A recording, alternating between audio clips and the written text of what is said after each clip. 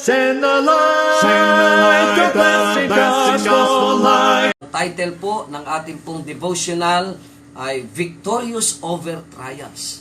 Yan. Magtagumpay o pananagumpay sa kabila po ng mga pagsubok. Ano po? Kaya medyo natatapos na po yung ating pong paksa, yung ating pinakatopic sa buwan po ng Abril na Victory in Christ. Yan, Victory in Christ. Tagumpay kay Kristo. Kaya sa umagang ito, ang ating pong devotional ay Victorious Over Trials, o yung pananagumpay sa kabila po ng marami nating pagsubok na ating nararanasan sa ating buhay. Mga kapatid, yes, we are very acquainted sa mga pagsubok sa buhay po natin. Napakarami po nito, no?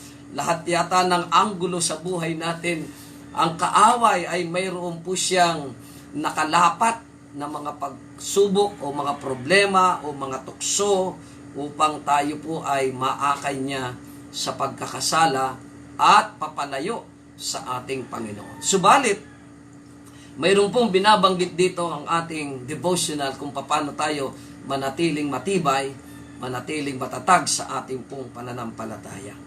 Ang sabi po sa ating pong memory verse na ito ay masusumpungan natin sa 1 Peter chapter 4 and verse 12. Ganito po ang sabi niya sa atin, Behold, do not think it strange concerning the fiery trials which is to try you, as though some strange things happen to you.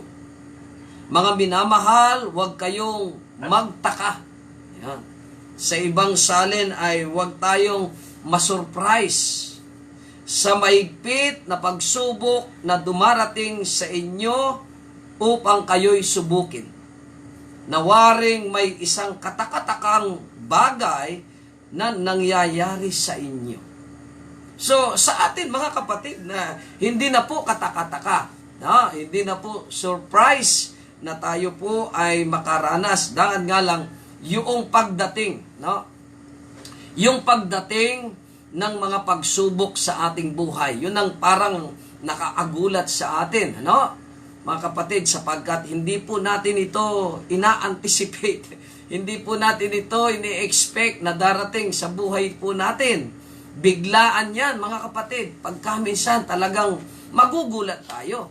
Pero wag tayong magulat, wag tayong magtaka, dahil ipinauna na po ng ating Panginoon sa atin nang sabi niya, in this world, you have tribulations. Tandaan po natin. Samantalang ang panahon natin ay papalapit at papalapit sa kawakasan, sapagkat alam ng kaaway, siya po ay mayroong a very short time, mga kapatid. A very short time na ibinigay sa kanya ng ating Panginoon upang tapusin ang kanyang, ang kanya pong mga gawain sa lupang ito. Kaya nga, ang sabi sa atin dito, in this time of trial, we need to be encouraged.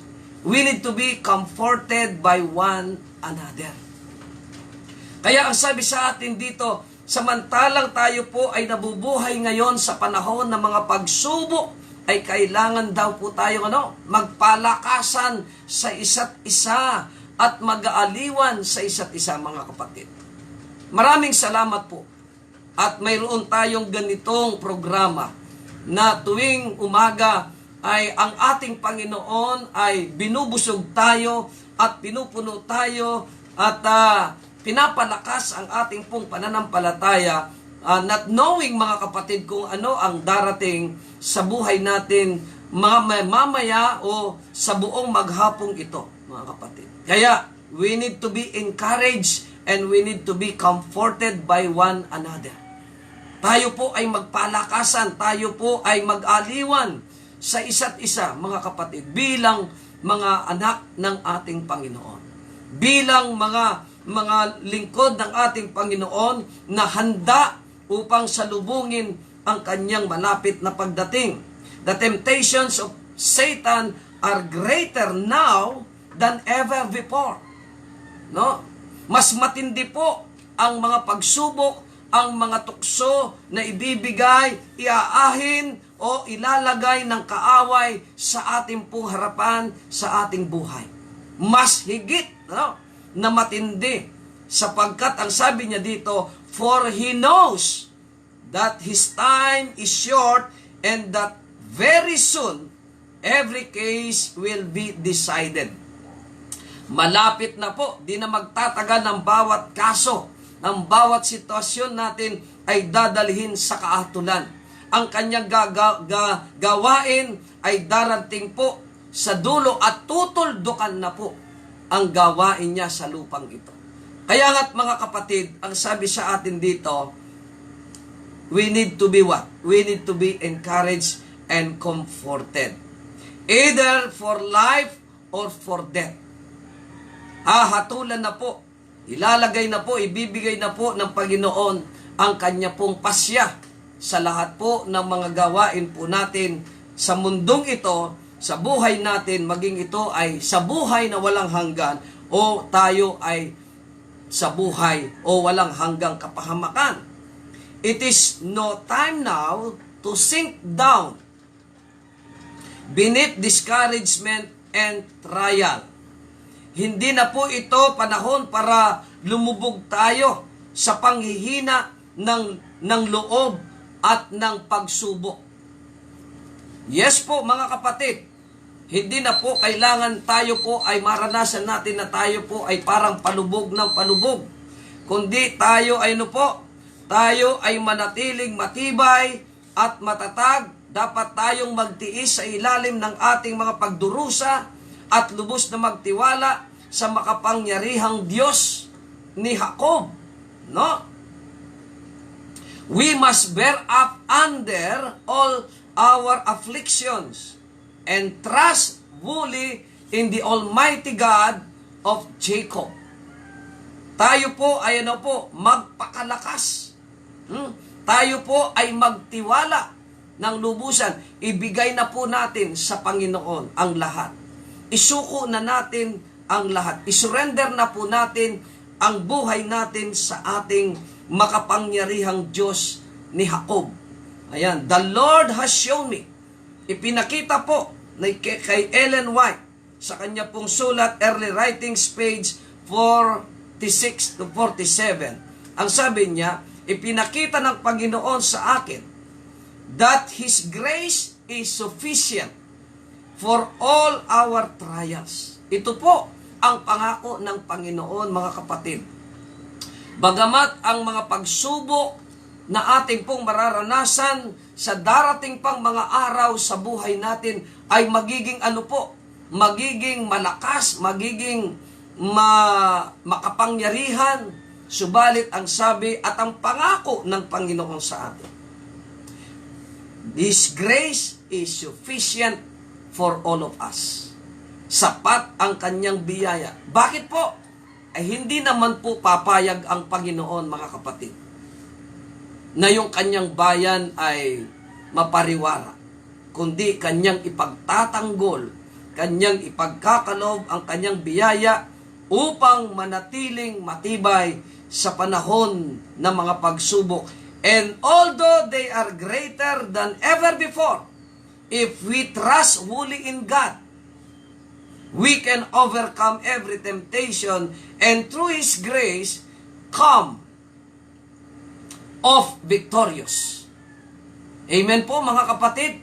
Bagamat ang kanyang mga pagsubok ay magiging dakila at magiging malakas kesa noon, mga kapatid, if we trust fully in God, kung tayo po ay magtiwala ng lubusan sa ating Panginoon, tayo po ay maaaring magtagumpay at sa pamamagitan ng biyaya, we will victorious.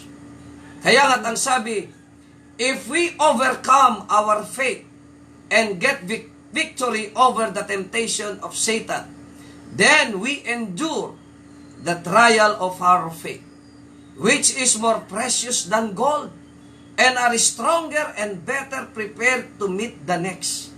No? Meron po palang mga kasunod, mga kapatid.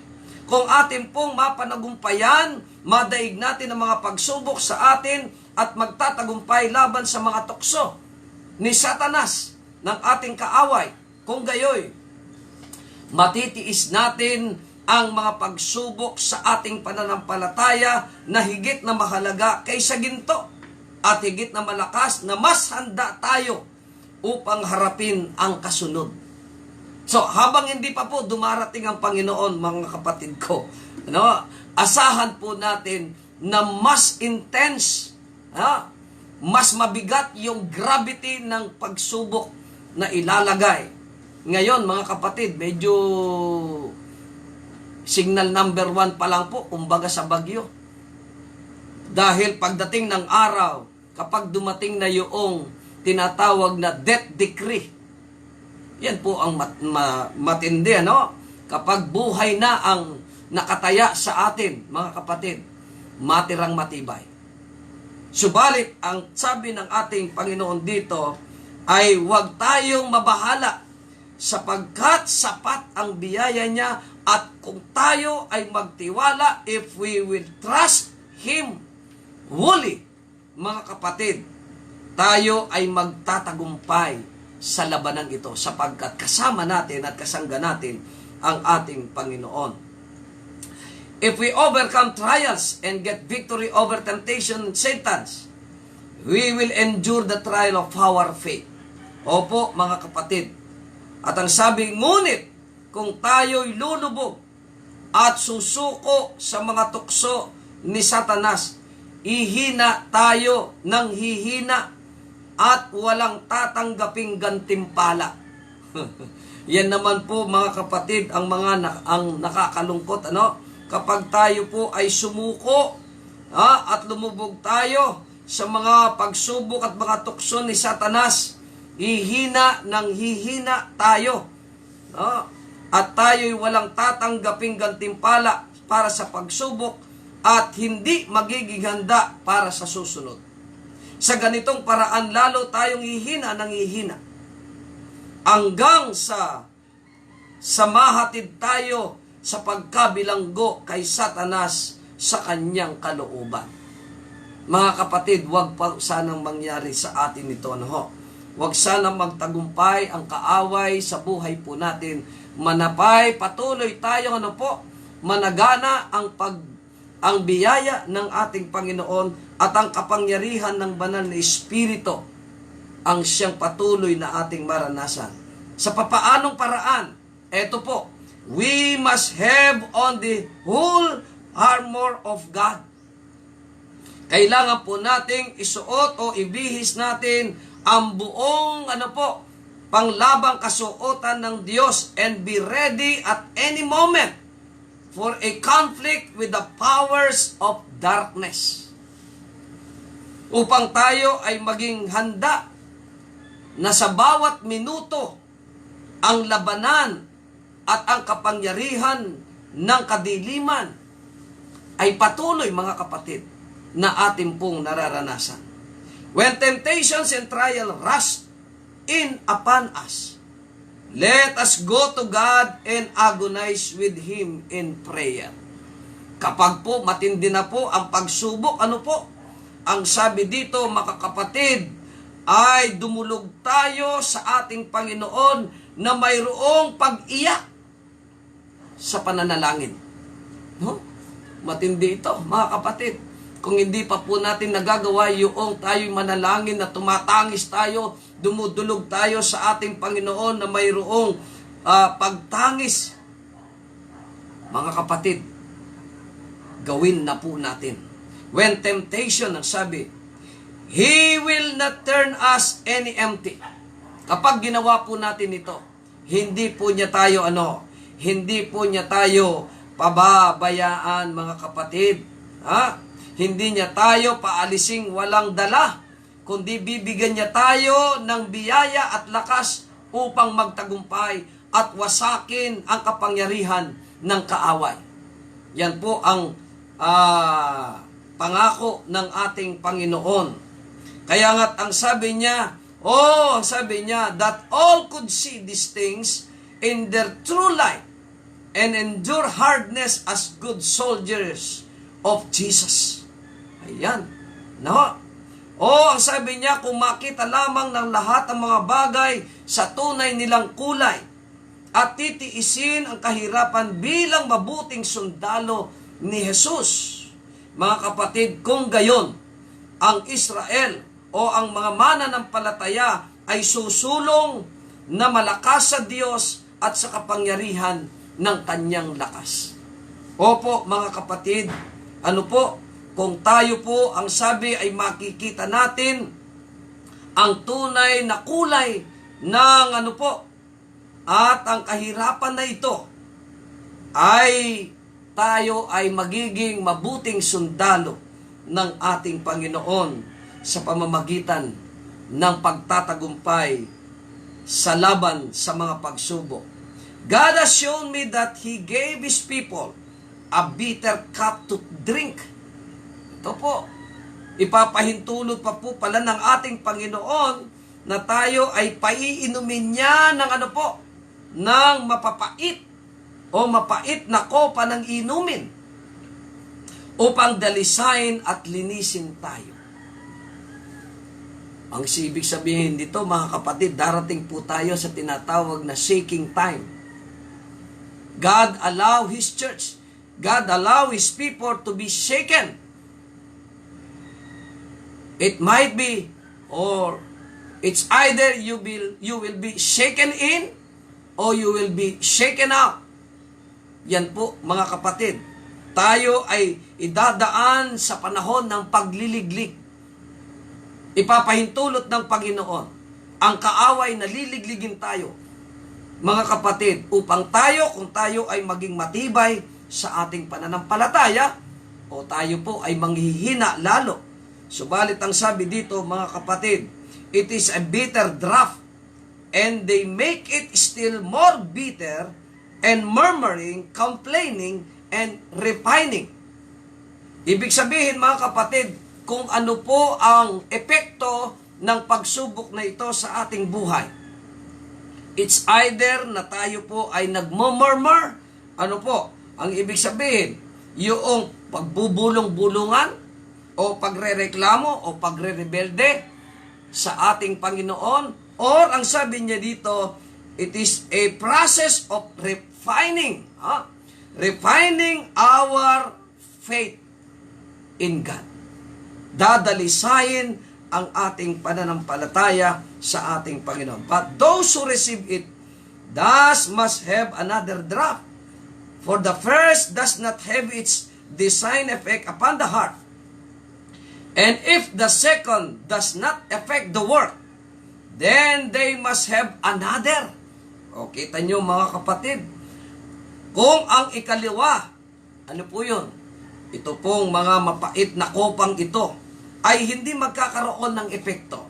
Dahil doon sa dapat pa silang bigyan ng kasunod at kasunod pa hanggat hindi ito magkakaroon ng inaasahang epekto, at kung hindi, sila'y may iwang marumi, hindi dalisay sa puso. Kita nyo, mga kapatid, no? Ang nais ng Panginoon na talagang dadalisayin at lilinisin tayo sa lahat ng mga karumihan, sa lahat ng mga kasalanan. Ngayon, it's either, mga kapatid, kung tayo po ay malilinis ng Panginoon, or kaya tayo ay magiging marumi pa. Kaya ang sinasabi doon sa Apokalipsis, Kapitulo 22, ang marumi ay lalong magpakarumi pa. Ang masama ay lalo pang magpakasama. Dahil hindi po nila natutunan ang mga leksyon na ibinigay sa kanilang Panginoon sa pamamagitan ng yung inaalaw niya ang mga pagsubok na ito sa ating buhay. Pero sa kabilang banda, doon sa mga natutunan po nilang magtiwala, natutunan po nilang manalig sa Panginoon, nabuhay sila sa biyaya ng ating mahal na Diyos sa kabila ng pagsubok na kanilang naranasan, na natili silang matibay sa kanila pong pananampalataya. Ang sabi dito, sila po ay magkaroon ng dalisay na puso. sila'y lalo pang magpakatuwid. Nakita kong ang mapait na kopang ito'y kayang patamisin sa pamamagitan po ng pagtitiyaga. Kita nyo mga kapatid. Kaya nga't ang sabi ng ating Panginoon, ang magtiis hanggang sa wakas, siya po ang maliligtas. Ang magtiis.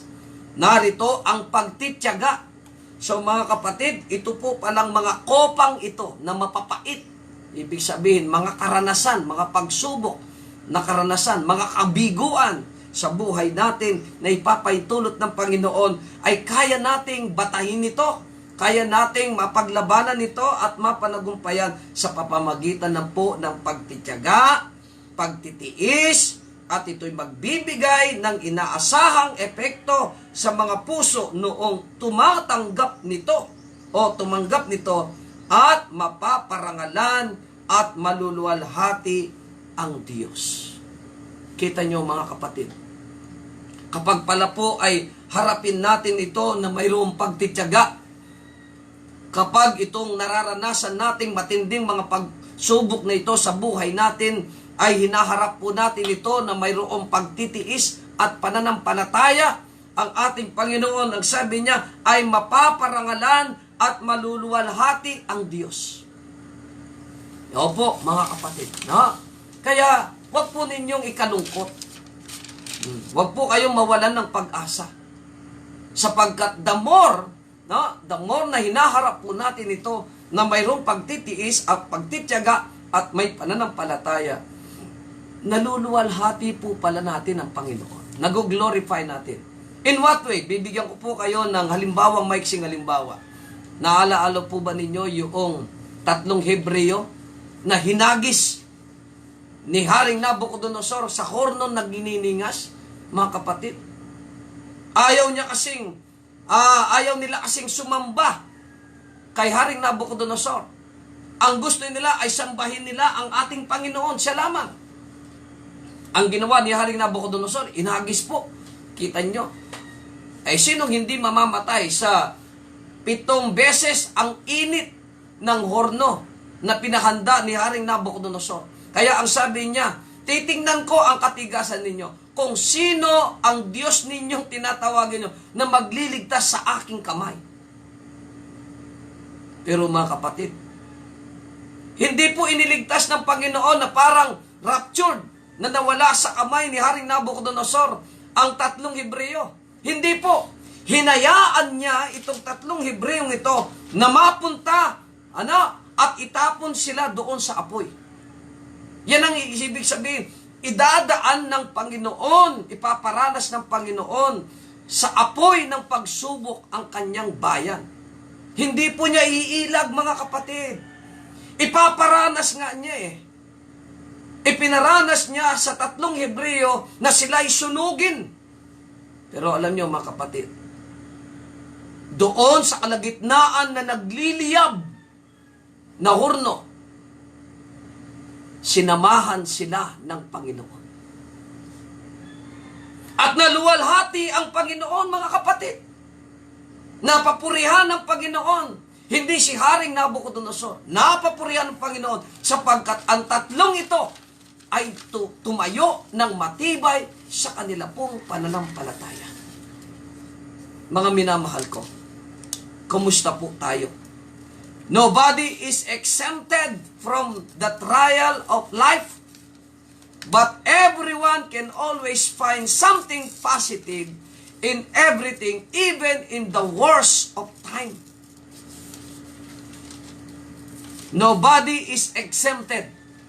Wala pong lahat tayo ay makakaranas ng ganitong pagsubok sa buhay po natin. But everyone can always find something positive. Yan ang tingnan natin. We all face storms in life. Some are more difficult than others. But we all go through trials and tribulation. That's why we have the gift of faith. Yan ang sabi po ni Joyce Meyer. Kaya meron po tayong kaloob ng pananampalataya. Dahil kung wala tayong pananampalataya, mga kapatid, we can easily give up. Napakadali po natin bumigay. Little trials without God will break you. Big trials with God will always make you find strength in God's love and faithfulness. And last, ang sabi sa atin dito, prayer is the best armor against all trials. Amen po, mga kapatid. Prayer, yan. Kaya ang panalangin, kaya ang Panginoon ay nagtagumpay. He always what? He always pray with the Father. Kaya nga't mga minamahal kong mga kapatid, sa buhay po natin, sa ating pong kasalukuyan, tandaan natin, opo, bagamat magiging matindi pa ang mga pagsubok na ating pong mararanasan sa darating pang mga araw sa buhay natin. But don't worry. Don't worry. The Lord is with us. No? The God of Jacob, the God of Abraham, the God of Noah, is the God, still God, who is with us, to strengthen us, to defend us, and to make us victorious in our life. Mga minamahal kong mga kapatid, pagpalain nawa po tayo ng Panginoon. Patuloy nating isuko, no, ang ating buhay sa Kanya, ating isurrender ang lahat, sapagkat sa atin, ang sabi ng Panginoon, without me, you can do nothing. But praise the Lord, mga kapatid, He is very willing to dwell in our hearts through the power of the Holy Spirit. Pagpalain po tayong lahat sa umagang ito, mga kapatid. Magtagumpay nawa tayo at magtumibay sa ating pong pananampalataya hanggang sa matapos ang labanang ito at tayo po ay mga mananagumpay na mga mananampalataya ng ating Panginoon Kristo.